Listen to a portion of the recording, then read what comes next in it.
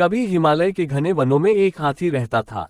उसका शरीर चांदी की तरह चमकीला और सफेद था। उसकी आंखें हीरे की तरह चमकदार थीं।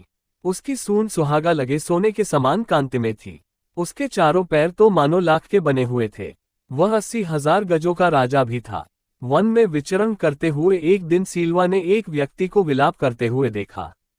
उसकी भंगिमाओं से यह स्पष्ट था कि वह उस निर्जन वन में अपना मार्ग भूल बैठा था। सिल्वा को उस व्यक्ति की दशा पर दया आई।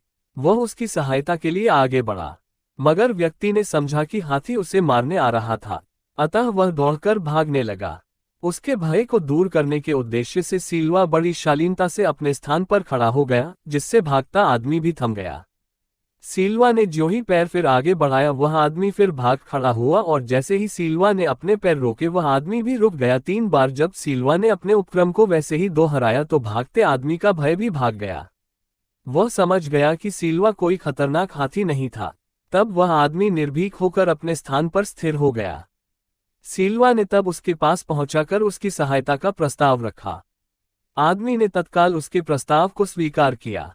सिल्वा ने उसे तब अपनी सूंड के उठाकर पीठ पर बिठा लिया और अपने निवास स्थान पर ले जाकर नाना प्रकार के फलों से उसकी आवभगत की। अंततः जब उस आदमी की भूख प्यास का निवारण हो गया तो सिल्वा ने उसे पुनः अपनी पीठ पर बिठाकर उस निर्जन वन के बाहर उसकी बस्ती के करीब लाकर छोड़ दिया। वह आदमी लोभी और कृतघ्न था।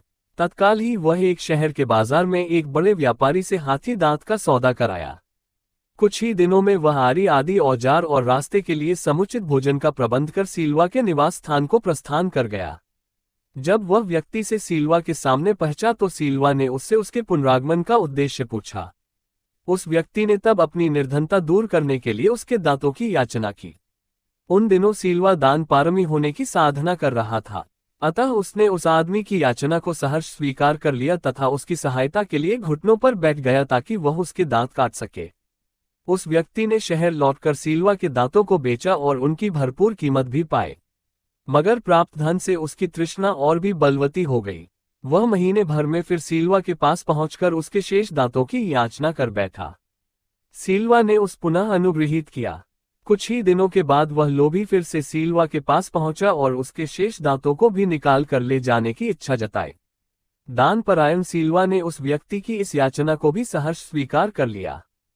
फिर क्या था, क्षण भर में वह आदमी सिल्वा के मसूड़ों को काट छेद कर उसके सारे दांत समूल निकालकर और अपने गंतव्य को तत्काल प्रस्थान कर गया।